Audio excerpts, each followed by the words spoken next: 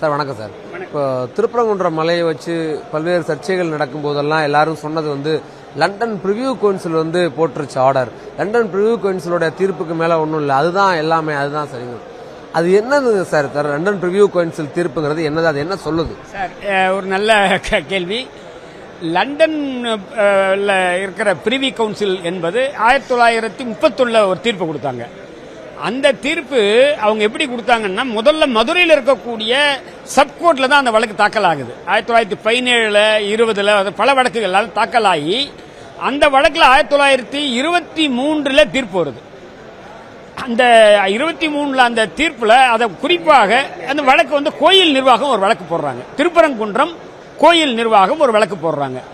அவங்க அவங்க போடுற வழக்கினுடைய அவங்க கேட்கிற பிரேயர் கோரிக்கை குறிப்பாக அரசை ஒட்டிதான் அடிப்படையான கோரிக்கை. அப்ப இருக்கக்கூடிய வெள்ளக்கார அரசாங்கம் என்ன பண்ணுதுன்னா, அவங்க அதை ரெவென்யூ செட்டில்மெண்ட் சொல்லி அந்த மலையில கோயிலை தவிர மீதி இருக்கக்கூடிய அனைத்து பகுதியும் எங்களுக்கு சொந்தம்ன்றாங்க, அரசாங்கத்துக்கு சொந்தமானது. அதனாலதான் அங்க 2 முறை அவர்கள் லீஸ் கொடுறாங்க. எதுக்குன்னா குவாரி பண்றதுக்கு, கல் உடைக்கிறதுக்கு. ஆமா அப்ப அந்த மாதிரியா நடக்குது. அதே மாதிரி அங்க இருக்கக்கூடிய மரங்கள் அதெல்லாம் பத்தி பிரச்சனைகள் வருது. அப்ப இதையெல்லாம் இல்ல, இந்த மலை எங்களுக்கு தான் சொந்தம் அப்படி என்று வழக்கு போடுறாங்க. அப்படி வழக்கு போடும்போது அப்ப அந்த பள்ளிவாசல் தரப்புல அவங்க ஏன் அவங்களை ஒரு எதிரியா சேர்த்திருக்காங்க கோயில் நிர்வாகம்னா, கோயிலை பொறுத்தவரை பள்ளிவாசல் அந்த மலையின் உச்சியில இருக்கு, அது இஸ்லாமியருக்கு சொந்தம் அப்படின்றது அவங்களுக்கு ஆட்சேபனை இல்லை. பள்ளிவாசலுக்கு அடுத்து இடையில இருக்கக்கூடிய நெல்லித்தோப்பு பகுதி இருக்கு பாருங்க, அந்த நெல்லித்தோப்பு பகுதி அப்போது அங்க ஒரு புதிய மண்டபம் கட்டுறாங்க. அந்த புதிய மண்டபமும் நெல்லித்தோப்பும் அது எங்க மலையில, திருப்பரங்குன்றம் மலையில எங்களுக்கு சொந்தமானதுன்னு கேட்கிறாங்க. அப்போ ஜட்ஜி என்ன பண்றாரு, திருப்பரங்குன்றம் மலை அவங்க கேட்டது, திருப்பரங்குன்றம் மலை கிரிவீதி சுத்தி வரக்கூடிய அது எல்லாம் இது இந்த கோயிலுக்கு சொந்தம். கிரிவீதியை பொறுத்தவரை பொதுமக்கள் அதில் போகலாம், மற்றபடி இதை ஆனா என்னன்னா எக்ஸப்ட்ன்றார். எதை தவிர்த்து அப்படின்னா, அங்க இருக்கக்கூடிய சிக்கந்தர் மலை, திருப்பரங்குன்றம் 2 மலைன்னு சொல்றாரு தீர்ப்புல. ஒரு மலை, அதாவது ஒரு மலை 2 மலைன்னா ஒரே மலையுடைய 2 பகுதி, ஒன்று உயரமாக ஒன்று கொஞ்சம் குட்டையாக இருக்கு. அந்த உயரமான மலையினுடைய உச்சியில தான் பள்ளிவாசல் இருக்கு. அந்த பள்ளிவாசலுக்கு அதாவது இஸ்லாமியர்கள் அவருக்கானது, அவங்களுக்கான உரிமை, அது அவங்களுடைய சொத்து அப்படின்றது இவங்களே ஒத்துக்கிறாங்க. அடுத்து நெல்லித்தோப்பு பகுதி இருக்கு. நெல்லித்தோப்பும் அங்க புதுசாக கட்டப்பட்ட மண்டபம், புதுசல்ல, ஏற்கனவே பழசு இருக்கு, அது பால் அடைஞ்சதால புதுசா கட்டுறாங்க அப்படின்றதும் அது அவங்களுக்கு சொந்தம். அந்த நெல்லித்தோப்புல பல எண்ணற்ற சமாதிகள் இருக்கு, இஸ்லாமியருடைய சமாதிகள் இருக்கிறது என்பதும் அவைகள் அவர்களுக்கு சொந்தம் என்பதும், இந்த பள்ளிவாசல் கொடிக்கம்பம் இருக்கிறது, அது அவர்களுக்கு சொந்தம். பள்ளிவாசலுக்கு போகக்கூடிய படிக்கட்டு இருக்கு பாருங்க, ஏன்னா படிக்கட்டு கூட பிரச்சனை ஆகுது. அவங்க சொல்றாங்க காசி விஸ்வநாதர் கோயில் போறதுன்ற கோயில் இல்லைன்ற, அது வேற இது வேற. அதனால பள்ளிவாசலுக்கு போற படிகள் அதுவும் அவர்களுக்கு சொந்தம். இது தவிர்த்து மீதி இருக்கக்கூடிய அனைத்து மலையும் ஸ்கந்தர் மலை, அது உங்களுக்கு சொந்தம். இது சிக்கந்தர் மலை. சிக்கந்தர் மலை என்பது அப்போ இருக்கக்கூடிய ஆவணத்திலேயே குறைஞ்சபட்சம் 1815 ஆண்டிலேயே இருக்கக்கூடிய ரெவென்யூ ரெஜிஸ்டர்ல அது சிக்கந்தர் மலை என்று குறிப்பிட்டிருப்பதை அதை நீதிபதி சொல்றாரு. அந்த தீர்ப்பு இங்க ஹைகோர்ட்டுக்கு போகுது. அப்போ சென்னை கிடையாது, மெட்ராஸ் ஹைகோர்ட்டுக்கு போகுது. அதுக்கு அடுத்து அது அப்ப சுப்ரீம் கோர்ட் கிடையாது, அப்போ லண்டன் பிரிவி கவுன்சில் போகுது.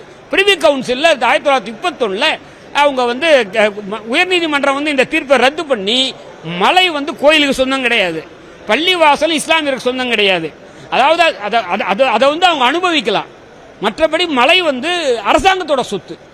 மலை ஒரு இயற்கை வளம் என்ற முறையில் அது அரசாங்கத்தின் சொத்து, அது ஒரு புறம்போக்கு. அதுக்கு இருக்கக்கூடிய மலை, அங்க இருக்கக்கூடிய மரங்கள் அனைத்தும் அரசாங்கம். அப்படின்னா அவங்க லீஸ்க்கு அதை கோரி பண்ணலாம் நடத்தும். அதுக்கு அதை தப்புன்னு சொல்லி சப்ஜட்ஜ் சொன்னார்ல, மதுரை சப்ஜட்ஜ், அது சரி என்று பிரிவி கவுன்சில் சொல்லிச்சு. ஆனால் ஹைகோர்ட் சப்ஜெக்டோட உத்தரவை ரத்து பண்ணிச்சு. ரத்து பண்ணி அந்த தீர்ப்பு இஸ்லாமியருக்கும் எதிரானது, அந்த தீர்ப்பு இந்து கோயில்களுக்கும், பள்ளிவாசலுக்கு எதிரானது, கோயிலுக்கும் எதிரானது. அங்க அவங்க என்ன பண்ணாங்கன்னா லண்டன்ல இருக்கக்கூடிய பிரிவி கவுன்சில் சப்ஜெக்டோடைய அந்த தீர்ப்பை உறுதிப்படுத்தினார்கள். கோயில் பகுதி இருக்கிறது கோயிலுக்கு, பள்ளிவாசல் இருக்கக்கூடிய பகுதி சிக்கந்தர் மலை என்ற பகுதி இஸ்லாமியர்களுக்கும் சொல்லியிருக்காங்க. அப்போ உங்களுக்கு தீர்ப்புல 2 மலை இருக்கு, அதுல ஒன்னு சிக்கந்தர் மலையா ஸ்கந்தர் மலையான்னு இப்போ பெரிய விவாதம் நடக்குது. அந்த தீர்ப்புல அதை பத்தி சொல்லக்கூடியது சார். அதான் சொல்றேன் சார், திருப்பரங்குன்றம் மலை என்பது ஒரு மலை. அந்த ஒரு மலையில் 2 பகுதி இருக்கிறது. ஒன்று ஒரு 2 பீக் இருக்கு. அதை நான் படிச்சே காமிச்சேன். அதுல கூடுதலான உயரத்தில் இருக்கக்கூடிய மலை சிகரம் இருக்கு, அங்க பள்ளிவாசல் இருக்கு. அந்த பள்ளிவாசல் அதை ஒட்டிருக்கக்கூடிய படிக்கட்டு, அங்க இருக்கக்கூடிய கொடிக்கம்பம், அது கீழே இருக்கக்கூடிய தெல்லித்தோப்பு, அங்க இருக்கக்கூடிய சிக்கந்தர் தர்கா, அந்த மலைக்கு பேர் சிக்கந்தர் மலைன்னு இஸ்லாமியர்கள் சொல்றாங்க, ரெக்கார்ட்ல இருக்கு அப்படின்றாரு. எனவே திருப்பரங்குன்றம் மலையில ஒரு பகுதிக்கு பேர் சிக்கந்தர் மலை, அதுக்கு பேரு எல்லாரும் நம்மளாம் சொல்றது திருப்பரங்குன்றம் மலை அல்லது அதை வந்து ஸ்கந்தர் மலை. ஆனா அந்த பகுதி இருக்கிறத அவங்க இஸ்லாமியர்கள் அவர்கள் வந்து பள்ளிவாசல் இருக்க பகுதி அவங்க சொல்ற சிக்கந்தர் மலை என்பதை நீதிமன்றம் அங்கீகரிக்குது. இதை தவிர ஒன்னையும் சொல்ல, அதாவது ரெண்டுமே, அந்த பகுதி சிக்கந்தர் மலை, மற்ற பகுதி திருப்பரங்குன்றம் மலை அல்லது ஸ்கந்தர் மலை. ஸ்கந்தர் மலைன்னு அவங்க டேர்ம் பண்றாங்களா, அப்படி ஒரு வார்த்தை இருக்கா? இல்ல, அவங்க அதுல ஸ்கந்தர் மலை அப்படி என்பதை விட பொதுவாக திருப்பரங்குன்ற ஹில் என்றாங்க. திருப்பரங்குன்ற ஹில் என்பதுதான் அவர்கள் அடி சொல்றாங்க.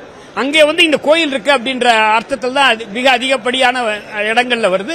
சிக்கந்தர் மலை என்பதுதான் இருக்கு. ஏன்னா அவங்களுக்கு வந்து அவங்க கேள்வி கேட்கறது அந்த பகுதியை தான் கேள்வி கேட்கறாங்க கோயில் நிர்வாகம். அதனால அவங்க அதை சொல்றதுதான் அந்த சர்ச்சை ஆகுது. ஏன்னா இந்த பகுதி வந்து சர்ச்சை ஆகல, ஏன்னா வழக்குக்கு போறவங்க கோயில் நிர்வாகம். அதனால இந்த பகுதி மலை இருக்கு பாருங்க, அது திருப்பரங்குன்றம் மலை அல்லது ஸ்கந்தர் மலை, அதெல்லாம் அது ஒரு பெரிய சர்ச்சை ஆகல. அவங்க இந்த மலை, இந்த திருப்பரங்குன்றம் மலையில அதை தவிர்த்து மீதி எல்லாம் உங்களுக்கு சொந்தம். சார், இப்போ இதுல இந்த பலியிடுறது சம்பந்தமா, தர்காவுக்கு வந்து அவங்க ஆடு கோழி பலியிடுறது சம்பந்தமாக தீர்ப்புல எதுவும் குறிப்புகள் இருக்குதா, அல்லது அது சார்ந்த உரிமைகள் சார்ந்த என்ன இருக்கு சார்? அதாவது அதை வந்து அப்போ இருக்கக்கூடிய கோயில் நிர்வாகம் பள்ளிவாசல், அப்ப பள்ளிவாசல் தான் அங்க பெரிய சர்ச்சையா இருக்கு சார். தர்கா என்பது அங்க சர்ச்சையில வரல.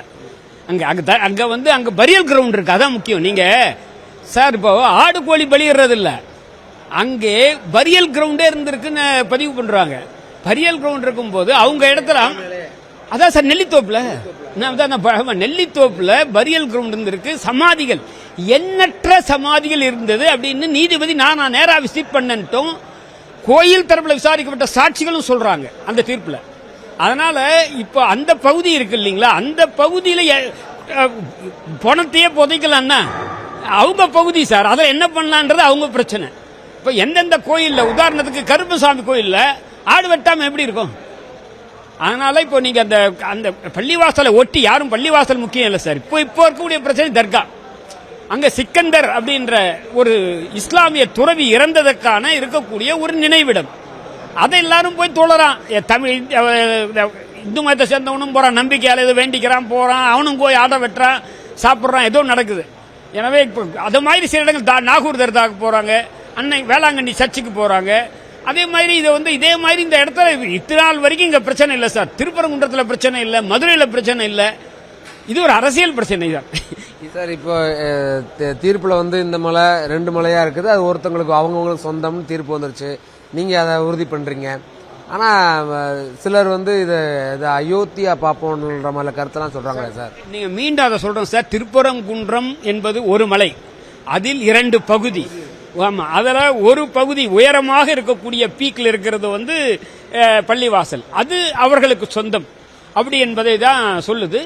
இதை வந்து அயோத்தியாக மாற்றுவோம் அப்படின்னா என்ன அர்த்தம்னா, இந்த அங்க இருக்கக்கூடிய பள்ளிவாசலை இடிப்போம் அப்படின்றது. அதை தமிழ்நாட்டில் நாமெல்லாம் அனுமதிக்க போறோமா? இங்கே ஒரு அமைதி. இப்போ வந்து 1992 அந்த மசூதி இடிக்கிறத ஒட்டி இன்னும் அந்த பிரச்சனை இன்னும் ஓய்ந்த பாடு இல்லை. அது இங்க தேவையா அப்படின்றது தான். ஏன்னா அதை தவிர்த்து நம்முடைய வளர்ச்சிக்கு இந்த விவாதம் உதவி செய்யாது. நம்மை பொறுத்தவரை இந்த மதம் சம்பந்தமாக, சாதி சம்பந்தமாக, சாதியை ஒழிக்கணும்.